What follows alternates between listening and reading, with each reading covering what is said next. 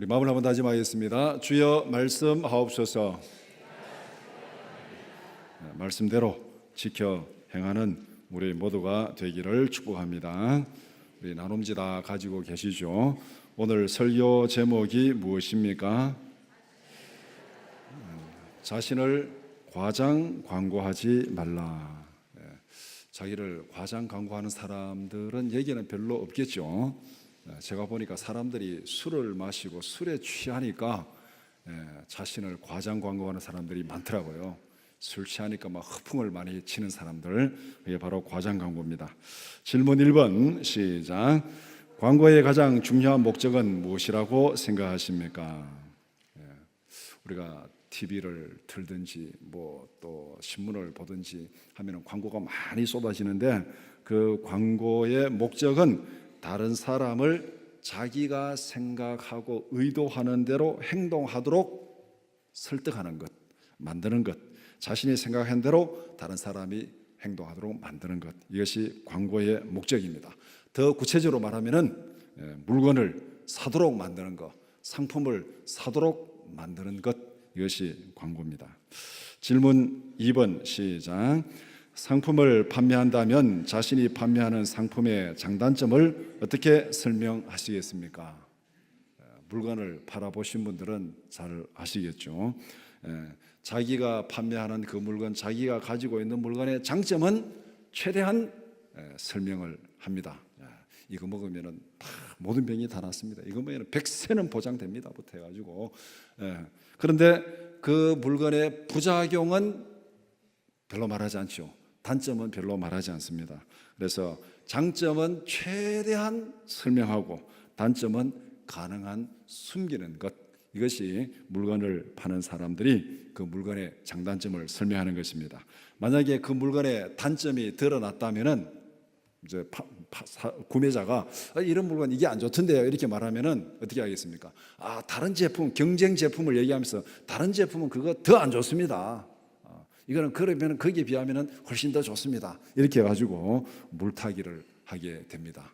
그래서 물건을 판매한다면은 자기가 판매하는 물건 장점은 최대한 설명하고 단점은 감추는 것이 이게 상품을 판매하는 사람들의 통상적인 모습입니다. 질문 3번 시작.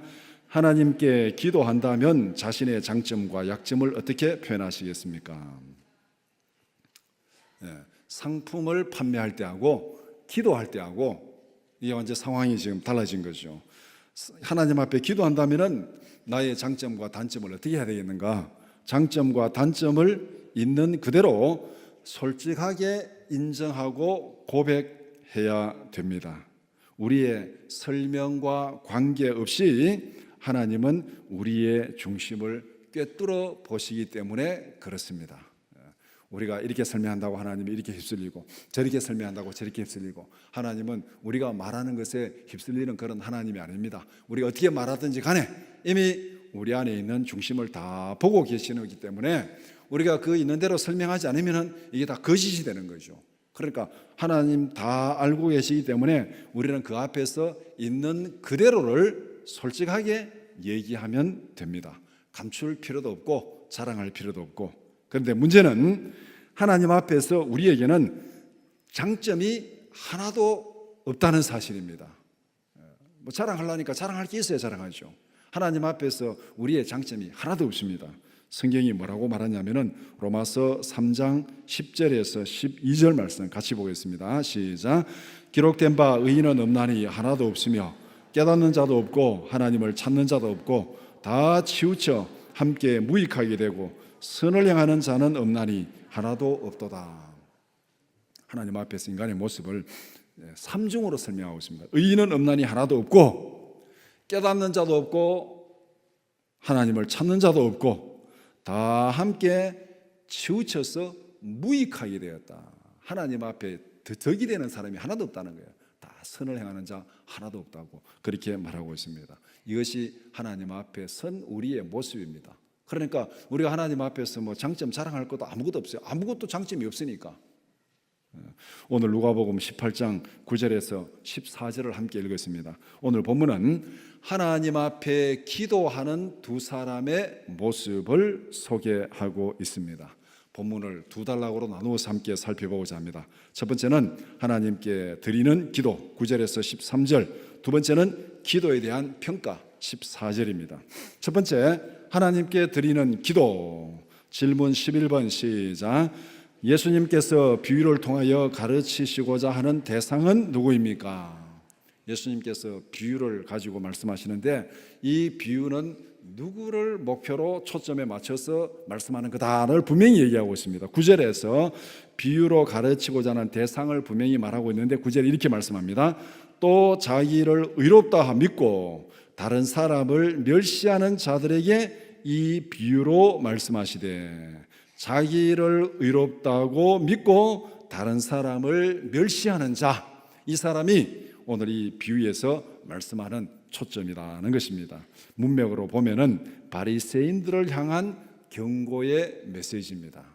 자기를 의롭다고 생각하고 다른 사람을 무시하고 멸시하는 사람, 그들이 누군가? 오늘 이 문맥에서 보면은 바리새인들이 1차적인 대상입니다. 그런데 더 넓게 보면은 자기를 자랑하는 모든 사람들이 다 여기에 포함됩니다. 자기를 자랑하는 사람들에 대한 경고의 메시지입니다. 다른 사람을 무시하는 교만한 사람들에 대한 경고의 메시지입니다. 다른 사람을 인정할 줄 모르고 다른 사람을 깎아내리는 비교의 함정에 빠지지 말라, 그렇게 말하고 있습니다. 우리가 뭔가 다른 사람과 비교하기 시작하면은 그것은 덕을 주는 것보다는 해를 끼치는 경우가 훨씬 더 많습니다. 왜냐하면 내가 누구와 비교하면은 비교해가지고 내가 훨씬 더 그 사람보다 잘한다, 이렇게 되면 어떻게 되겠습니까? 교만하게 되는 거죠. 교만하고 그 사람을 무시하게 됩니다. 너는 그것도 못하냐? 나는 너보다 훨씬 더 잘한다. 교만하고 무시하게 되는 거고, 내가 다른 사람과 비교해 보니까 다른 사람이 나보다 훨씬 더 잘하고 나는 못해요. 그러면 어떻게 되겠습니까? 좌절하고 절망하고 그렇게 불평하게 되고 원망하게 되고 또 그 사람을 험담하게 되고 깎아내리고 그렇게 되는 거예요. 그러니까 비교하면은 한쪽은 교만에 빠지기 쉽고 한쪽은 절망하고 좌절에 빠지기 쉽습니다. 이러나 저러나 비교의 함정에 빠지면은 결과는 나쁜 쪽으로 가는 확률이 거의 99%입니다. 경쟁 구도 속에서 살아가는 우리들이 이 비교의 함정에서 벗어나기가 쉽지 않습니다. 우리는 처음부터 태어나면서부터 비교를 당하면서 살아갑니다. 애가 태어나면은 체중이 몇 킬로부터 태어났네, 그 다음에 더 크게 태어났네, 적게 태어났네, 이빨이 빨리 났네, 적게 났네, 말을 빨리 배우네, 뭐 늦게 배우네부터 해가지고 죽을 때까지 비교를 당하다가 죽습니다. 이런 비교의 함정에서 지금 우리가 경쟁 구도 속에 살아가기 때문에 이런 비교의 함정에서 벗어나기가 쉽지가 않습니다. 그럼에도 불구하고 성경은 우리로 하여금 비교의 함정에 빠지지 말라고 그렇게 말씀하고 있습니다. 그렇다면 우리의 기준을 분명히 정하라는 거예요. 다른 사람에게 우리의 기준을 정하지 말라는 거예요. 저 사람보다 내가 더 잘한다 못한다, 그것이 우리의 기준이 아니라는 거예요. 하나님 앞에서 내 기준을 정하라는 거예요. 하나님 앞에서 하나님의 말씀에 늘 기준을 정하고 살아갈 때, 그 노력을 많이 할 때 우리는 비교의 함정에서 벗어날 수 있습니다. 질문 12번 시작. 기도하러 성전에 올라간 두 사람은 누구였습니까? 10절에 두 사람이 기도하러 성전에 올라갔습니다. 한 사람은 바리새인이고 한 사람은 세리였습니다. 바리새인과 세리는 그 시대에 극과 극을 이루는 대조적인 사람이었습니다. 바리새인들은 스스로 의롭다고 생각하는 사람들입니다. 세리들은 공개적으로 죄인 취급받는 사람들입니다. 세리들이 우리는 자기가 다 죄인이다 그렇게 말하지는 않겠죠. 그런데 사회적으로 세리는 죄인이다 그렇게 말합니다. 그래서 죄인들과 세리들과 죄인들, 그래서 세리들은 늘 죄인들과 한 묶음으로 그렇게 평가를 받는 사람들입니다. 바리새인들이 하나님께 기도하는 것은 지극히 자연스러운 모습입니다. 바리새인들의 주 활동 무대가 회당이고 성전입니다. 거기에서 율법을 가르치고 예배하고 기도하고, 그러니까 바리새인이 하나님께 기도하기 위해서 성전에 올라가는 것, 이거는 정말 자연스러운 모습. 그런데 세리가 하나님께 기도하러 성전에 올라가고 있습니다. 뭔가 좀 어색한 모습이 아닐 수 없습니다. 세리는 죄인들 취급받기 때문에 바리새인들과 함께 어울리지도 못하고 하나님 앞에 나가서 별로 기도하는 그것이 그들에게 어울리는 모습이 아닙니다. 여기서 우리 한 가지 주의할 점이 있습니다. 세리가 기도하러 성전에 올라갔다면 그 사람은 어떤 사람이겠습니까? 하나님께 기도할 정도의 믿음이 있는 세리라면 어떤 사람이겠습니까? 다른 세리들과 뭔가 좀 차이가 있을 수 있다는 거죠. 그래서 본문에 등장한 세리는 적어도 예수님의 복음을 믿고 듣고 회개한 사람이다, 그렇게 말할 수 있습니다.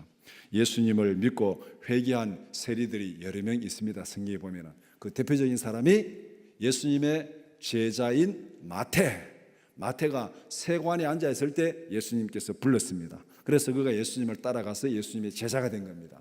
그의 직업이 세리입니다. 그 다음에 또 성경에 보면은 세리장 삭개오도 예수님 앞에 칭찬 듣고 믿음이 좋은 사람으로 그렇게 칭찬 들었잖아요. 그는 오늘날로 말하면 세무서장입니다. 돈도 많고 부자였습니다. 그가 예수를 믿고 예수님을 따랐습니다. 바리새인과 복음을 믿고 회심한 세리가 하나님 앞에 기도하러 성전에 올라갔다. 이것이 오늘 본문에서 말씀한 기도하러 간 두 사람입니다. 질문 13번 시작.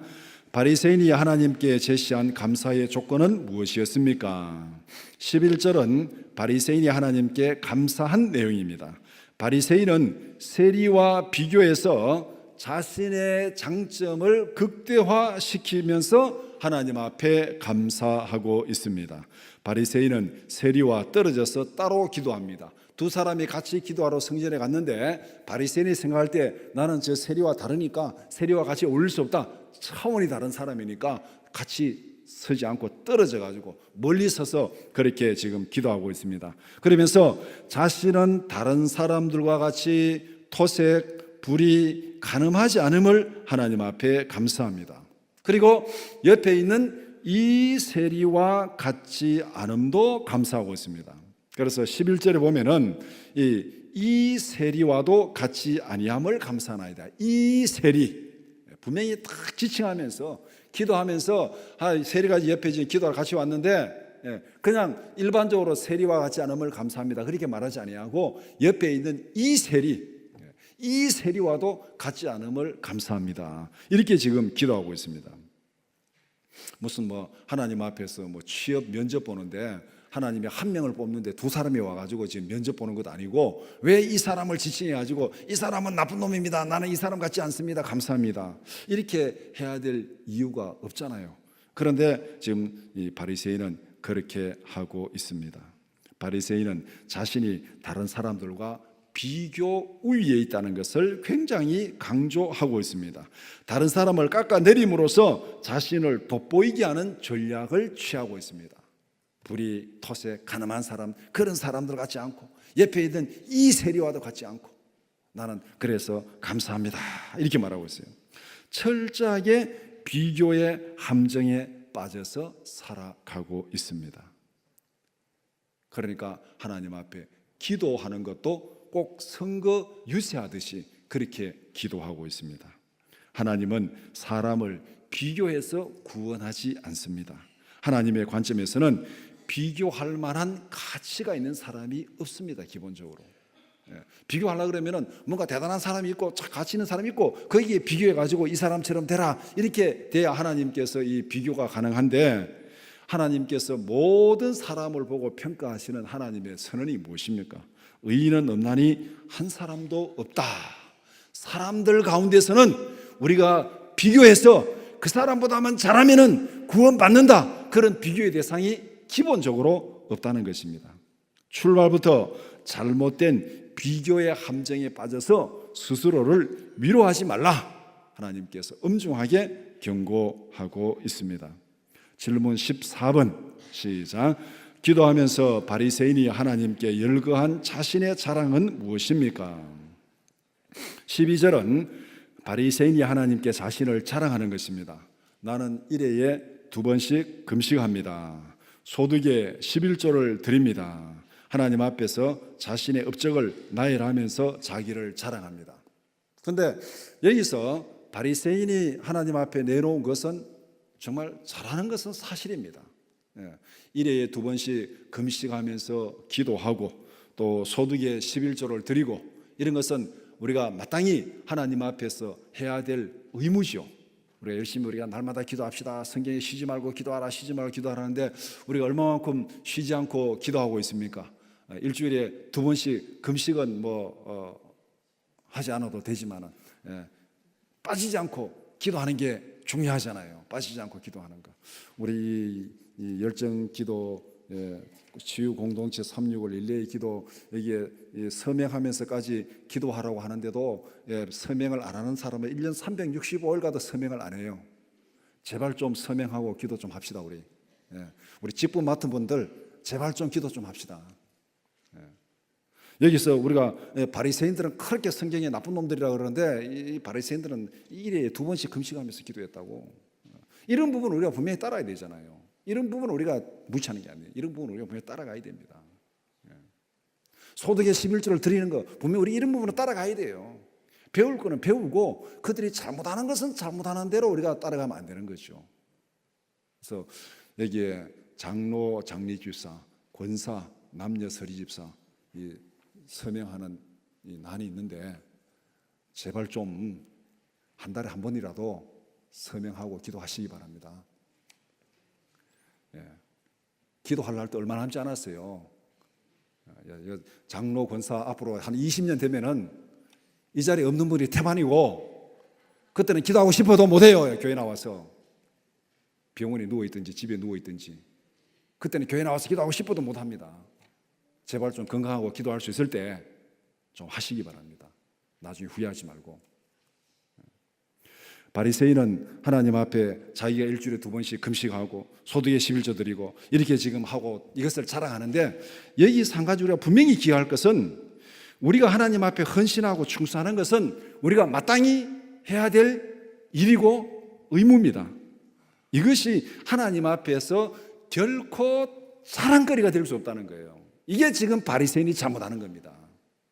이거는 마땅히 해야 될 일인데 이걸 가지고 하나님 앞에 나는 이렇게 합니다, 이렇게 합니다 자랑하는 것은 이게 잘못된 거라는 거예요. 우리가 하나님 앞에서 봉사하고 헌신하는 것은 우리를 구원하신 하나님의 은혜에 대한 감사입니다. 모든 것은 감사로 출발하는 거예요. 우리가 하나님 앞에 봉사하고 수고하고 헌신하는 것은 우리를 죄 가운데서 구원하시고 하나님의 자녀 삼아주신 그 하나님의 은혜에 감사함으로 하는 것이기 때문에 그 자체로 우리가 감사한 거예요. 결코 누구와 비교해가지고 나는 이 정도 합니다 자랑할 거리는 아니라는 거예요. 이 부분에서 바리새인이 잘못했다는 거예요. 금식하는 게 잘못된 것이 아니고 11조 드린 게 잘못된 것이 아니고 그거는 마땅히 해야 될 일인데 그것을 다른 사람과 비교해가지고 나는 하나님 앞에 이런 대단한 사람입니다 자랑하니까 그것이 잘못된 거라는 거예요. 우리는 모든 일에 감사함으로 우리를 구원하시고 우리를 자녀 삼아주신 그 하나님의 은혜에 감사함으로 해야 됩니다. 바리새인은 기도를 마치 상품 광고하듯이 합니다. 기도를 하나님 앞에서 자신의 계획한 투자 설명회 하듯이 하나님이 이런 계획 가지고 있는데 하나님 여기 투자하세요 투자 설명회 하듯이 사람들은 부동산 투자 설명회 가지고 투자하면 왕창 먹고 튀는 사람들도 많이 있잖아요. 속여가지고. 기도는 하나님의 투자를 유치하기 위한 투자 설명회가 아닙니다. 기도는 자기를 자랑하는 선거 유세나 상품 광고가 아닙니다. 그런데 바리새인은 지금 그렇게 기도하고 있는 거예요. 다른 사람과 비교해가지고 나는 이 정도로 대단한 사람입니다. 나는 저 사람 같지 않습니다. 이렇게 지금 하나님 앞에 상품 광고하듯이 선거 유세하듯이 그렇게 기도하고 있습니다. 질문 15번 시작. 세리는 하나님 앞에서 어떤 태도로 무슨 내용으로 기도하였습니까? 13절은 세리가 하나님 앞에서 기도하는 모습을 말씀합니다. 우리 13절 한번 같이 읽어보겠습니다. 시작. 세리는 멀리 서서 감히 눈을 들어 하늘을 쳐다보지도 못하고 다만 가슴을 치며 이르되 하나님이여 불쌍히 여기소서 나는 죄인으로소이다 하였느니라. 세리의 기도를 두 가지 특징으로 요약할 수 있습니다. 첫 번째는 세리는 하나님 앞에서 내세울 만한 것이 전혀 없었습니다. 바리새인은 하나님 앞에 나가서 자기를 당당하게 내세우고 자랑하고 있는데 세리는 자기를 살펴보니까 하나님 앞에 내세울 것이 하나도 없었습니다. 감히 눈을 들어 하늘을 우러러보지도 못할 정도로 자신의 부족함을 깨달았습니다. 나는 아무것도 아니구나. 나는 하나님 앞에 형편없는 존재구나. 자기의 모습을 그대로 깨달았습니다. 그 다음에 두 번째, 세리는 하나님 앞에서 자기의 추한 모습을 철저하게 드러내고 고백합니다. 우리가 상품 광고할 때 자기가 판매하는 물건 약점이 있으면 어떻게 합니까? 숨기잖아요. 세리도 여기서 숨길 수 있습니다. 자기의 추한 모습 드러났으니까 멀리서 가지고 하나님 아시죠? 하고 이렇게 그냥 지나갈 수도 있어요. 숨길 수도 있습니다. 그런데 세리는 어떻게 했습니까? 자기 자신의 모습을 발견하고 자기의 그 약한 부분, 추한 모습을 하나님 앞에 숨기지 아니하고 철저하게 드러내고 고백하고 있습니다. 나는 죄인이라고 가슴을 치면서 애통합니다. 나를 불쌍히 여겨달라고 애원하고 있습니다. 세리는 다른 사람과 비교해서 자신의 잘못을 인정하는 것이 아닙니다. 내가 저 바리새인과 비교해 보니까 나는 형편이 없는 존재네요. 그렇게 비교한 것이 아닙니다. 하나님 앞에 드러난 자신의 모습을 철저하게 인정하고 고백하고 있습니다. 다른 사람과 비교가 아니라 하나님 앞에 비춰진 나의 모습을 보니까 정말 형편없는 존재라는 것을 알고 있습니다. 기도는 다른 사람과 비교의 문제가 아니라 나와 하나님과의 문제입니다. 기도는 자신의 잘못을 인정하고 하나님의 은혜와 긍휼하심을 구하는 것입니다. 이렇게 두 사람이 기도했습니다. 바리새인도 기도하고 또 세리도 기도하고, 하나는 당당하게 하나님 앞에 자기를 자랑하면서 기도했고, 하나는 하나님 앞에서 고개도 들지 못하고 나는 죄인입니다 가슴을 치면서 불쌍히 여겨달라고 그렇게 두 사람이 기도했습니다. 두 번째는 기도에 대한 평가입니다. 질문 21번 시작. 기도를 듣고 응답하시는 분은 누구입니까? 기도를 듣고 평가하시고 응답하시는 분은 하나님입니다. 이게 중요한 것이죠. 여러분이 만약에 시험을 보는 수험생이라면 답안을 어떻게 작성해야 되겠습니까? 1번, 내가 쓰고 싶은 것, 내가 잘 알고 있는 것을 멋있게 작성한다. 2번, 출제자의 의도를 정확하게 파악하고 출제자의 의도에 맞게 답안을 작성한다. 어느 쪽이겠습니까? 2번이죠. 이것도 모르는 사람 아무도 없습니다. 우리 시험을 많이 봐왔기 때문에. 시험 답안을 작성한 사람은 내가 알고 있는 거 많이 쓴다고 되는 게 아니에요. 출제자의 의도에 맞는 답안을 써야 됩니다.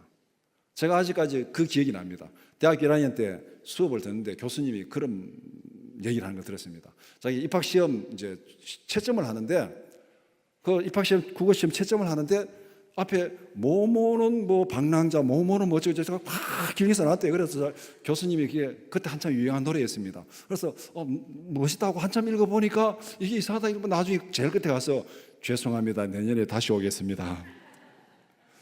그래서 답안은 쓰지 않고 그냥 뭐뭐는 뭐 어쩌고 저쩌고 하는 그 옛날에도 유행한 거 노래 가사를 쫙 써놓고는 뒤에 가서 죄송합니다. 다 내년에 다시 오겠습니다. 이렇게 썼다는데, 그러면은 그 좋은 답을 받을 수가 없는 거죠. 점수를 받을 수가 없습니다. 우리는 하나님 앞에서 수험생으로 살아가는 사람입니다. 우리에게 인생의 시험 문제를 출제하신 분은 하나님이십니다. 우리가 우리 인생의 시험 문제를 선택하지 않았습니다. 여러분 태어날 때 부모를 선택했습니까? 태어날 때 남자 여자 선택했습니까? 태어날 때 태어날 장소를 고향을 선택했습니까? 피부 색깔을 선택했습니까? 민족을 선택했습니까? 선택한 거 하나도 없어요. 여러분이나 저나 이 중에서 내가 선택한 거 하나도 없어요. 태어나서 보니까 이렇게 있는 거예요. 지금 시험 문제 내가 선택한 거 하나도 없습니다. 하나님이 내게 시험 문제 주신 거예요. 내 인생에 시험 문제를 주신 분은 하나님이십니다. 우리가 살아가는 인생의 답안지를 채점하시는 분도 하나님이십니다. 하나님께서 답안지를 문제를 주셨고 우리는 태어나서 시험지를 받아보니까 이런 시험지를 받았어요. 그럼 거기에 맞게 우리 인생의 답안지를 작성하면 됩니다. 대한민국에서 태어났는데 저 뭐 뉴질랜드에서 태어나지 않았다고 뭐 슬퍼할 일도 없어요. 그냥 대한민국에서 태어났으면은 대한민국에서 착실하게 살아가면 돼요. 힘들면 힘든 대로 살아가면 되는 거예요. 그게 우리 인생의 답안을 작성하는 것입니다. 그 답안지를 채점하시는 분도 하나님이십니다. 그렇기 때문에 우리는 누구의 의도에 맞게 생각하고 행동해야 되겠습니까? 출제자의 의도에 맞게 생각하고 행동하는 것이 인생의 답안을 작성하는 겁니다. 하나님께서 바리새인과 세리의 기도를 채점했습니다. 바리새인도 기도의 답안지를 제출했고 세리도 기도의 답안지를 제출했습니다. 바리새인은 출제자의 의도는 별로 중요하지 않고 자기 마음대로 이 정도 하면은 하나님이 인정할 거야 하고 자랑하면서 당당하게 기도의 답안지를 작성했습니다. 세리는 하나님 앞에 선 자신의 모습을 보니까 내세울 것이 아무것도 없습니다. 하나님 앞에 나의 부족함을 인정하고 하나님의 은혜를 구하자, 하나님 앞에 죄인인 것을 인정하고 하나님의 은혜를 구하는 그런 답안지를 작성했습니다. 하나님 앞에서 의롭다함을 받은 사람은 바리새인이 아니라 세리였다. 하나님 앞에 당당하게 자랑하는 바리새인은 퇴짜를 맞고 나는 죄인입니다, 불쌍히 여겨달라고 기도하는 그 세리는 하나님 앞에 긍휼하심을 입었습니다. 인생의 시험 문제를 출제하시고 채점하시는 분은 하나님이십니다. 아멘. 이걸 우리가 분명히 마음에 새긴다면은 우리가 어떻게 해야 되는지 방향이 나옵니다. 질문 22번 시작. 기도를 들으시는 하나님의 평가 기준은 무엇입니까? 어떤 기준으로 바리새인은 탈락하고 세리가 의롭다함을 받았습니까? 14절에 무릇 자기를 높이는 자는 낮아지고 자기를 낮추는 자는 높아지리라. 여기서 자기를 높이는 것이 무엇이고 낮아지는 것이 무엇인지를 알아야 됩니다. 어떻게 하는 것이 자기를 높이는 것이고 어떻게 하는 것이 자기가 낮아지는 것인지, 어떻게 하는 것이 자기를 낮추는 것이고 어떻게 하는 것이 자기를 높이는 것인지, 이 말씀은 자신을 과장 광고하지 말고 있는 그대로 인정하라는 것입니다. 하나님 앞에선 우리의 실제 모습이 어떻습니까? 우리의 모습이 어떤지를 알아야 내가 여기서 높일지 낮출지를 결정할 거 아닙니까? 우리가 어떤 모습인지를 알아야 거기서 출발하는 거예요. 그런데 우리가 앞에 읽은 대로 로마서 3장 10절에서 12절 다시 한번 보겠습니다. 시작. 기록된 바 의인은 없나니 하나도 없으며 깨닫는 자도 없고 하나님을 찾는 자도 없고 다 치우쳐 함께 무익하게 되고 선을 행하는 자는 없나니 하나도 없도다. 우리의 모습은 낮추려니까 낮을 데가 없어요. 이게 우리의 모습입니다. 이런 우리의 모습을 인정한다면 우리는 어떻게 기도해야 되겠습니까? 세리가 기도한 것밖에는 기도할 방법이 없습니다. 하나님 앞에서 모두가 죄인이고 하나님 앞에서 다 치우쳐서 무익한 존재들인데 거기서 내가 자랑할 것이 뭐겠습니까? 내가 높일 게 뭐가 있겠습니까? 나를 높인다면 그건 거짓말하는 거예요. 높이면 거짓말하는 거예요. 이런 우리의 모습을 깨달으면 세리가 기도한 것 외에는 우리가 기도할 다른 방법이 없습니다. 바리새인은 죄인인 자신의 모습을 깨닫는데 실패했습니다. 그러니까 출발점이 잘못되었으니까 그 나머지 모든 것도 실패할 수밖에 없습니다. 14절의 핵심은 이것입니다. 하나님 앞에서 죄인이면서도 의인이라고 착각하는 사람은 결코 구원받을 수 없다. 이것이 자기를 높이는 자는 낮아진다는 거예요. 어떻게 높이는가? 자기가 죄인인데 자기를 높입니다. 나는 이 세리와도 같지 않고 나는 이렇게 의인입니다 하고 자기를 높이는 거죠. 높이면 낮아지리라. 어떻게 낮아집니까? 이런 사람은 구원받지 못하고 영원한 멸망에 떨어집니다. 이게 낮아지는 거예요. 자기를 높이는 자, 죄인이면서도 깨닫지 못하고 의인인 것처럼 착각하는 사람은 영원히 낮아지리라. 구원받지 못하고 영원한 멸망에 빠지게 되리라. 이 원칙에는 바리새인도 세리도 어느 누구도 예외가 될 수 없습니다. 죄인이라는 사실을 인정하고 진실로 회개하는 사람은 누구든지 구원받습니다. 아멘. 이게 자기를 낮추는 자가 높아지는 겁니다. 우리는 사실은 낮출 일도 없어요. 있는 그대로 고백하면 최대한 낮아진 겁니다. 있는 그대로 인정하는 게 제일 낮은 자리, 더 내려갈 데가 없어요. 우리는 죄인이고 무익한 존재고 영원히 멸망받을 수밖에 없습니다. 이거 인정하면 더 내려갈 데가 없습니다. 자기를 낮추는 거예요. 그러면 높아지리라. 어떻게 높아진다는 겁니까? 우리를 긍휼히 여기시고 구원하시고 하나님의 자녀 삼아 주실 줄 믿습니다. 이게 높아지는 거예요. 그러니까 자기를 높이는 자는 낮아질 것이고 자기를 낮추는 자는 높아지리라. 이것이 하나님의 기준입니다.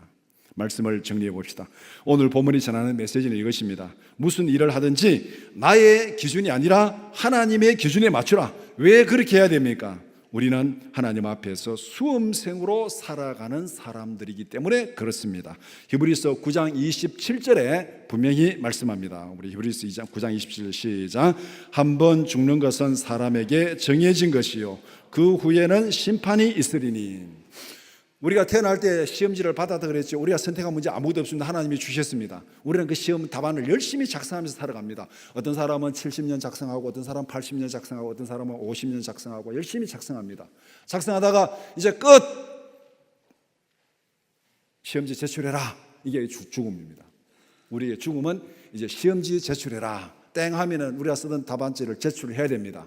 그것이 한 번 죽는 것은 사람에게 정해진 것이고 그 다음에 뭐가 있다 그랬습니까? 그 다음에는 심판이 있다. 하나님의 채점이 있습니다. 우리가 일생 동안 기록한 그 인생의 답안지를 제출했으니까 그 답안에 대한 하나님의 채점이 있다고 분명히 말씀했습니다. 우리가 살아간 인생의 답안지를 채점하시는 분은 하나님입니다. 그렇기 때문에 우리는 하나님의 마음에 맞게 생각하고 행동해야 됩니다. 하나님의 평가 기준은 간단합니다. 자기를 자랑하려고 애쓰지 말라. 자기의 추한 모습을 감추려고도 하지 말라. 자기를 높이려고 다른 사람을 깎아내리지도 말라. 다만 자신의 있는 모습 그대로 인정하고 하나님의 용서와 은혜를 구하라. 이것이 하나님께서 답안을 작성하려고 주신 지침입니다. 우리가 인생을 살아가면서 우리 인생의 답안지를 어떻게 작성해야 되는가? 자기를 자랑하려고 애쓰지 말라. 자기의 추한 모습을 감추려고 하지 말라. 자기를 높이려고 다른 사람을 깎아내리지도 말라. 다만 자신이 있는 모습 그대로 인정하고 하나님 앞에 용서를 구하고 은혜를 구하라. 하나님 앞에서 우리 모두는 죄인입니다. 하나님의 은혜가 없이는 구원받을 사람이 하나도 없습니다. 잘난 죄인도 없고 못난 죄인도 없습니다. 죄인은 죄인입니다. 로마서 6장 23절 시작. 죄의 삭선 사망이요 하나님의 은사는 그리스도 예수 우리 주 안에 있는 영생이니라. 죄인은 죄인입니다. 죄의 삭선 죽음입니다. 죄인은 오직 하나님의 은혜로만 구원받을 수 있습니다. 아멘. 우리가 죄인이라면 어떻게 기도해야 되겠습니까? 더도 말고 덜도 말고 세리처럼 기도하면 됩니다. 13절에 가슴을 치며 이르되 하나님이여 불쌍히 여기소서 나는 죄인으로소이다. 이것이 우리가 하나님 앞에 나가는 우리의 모습이고 우리의 기도가 되어야 됩니다. 날마다 기도 가운데 임하시는 하나님의 위로와 은혜를 풍성히 누리는 우리 모든 성도들이 되기를 축복합니다. 기도드리겠습니다.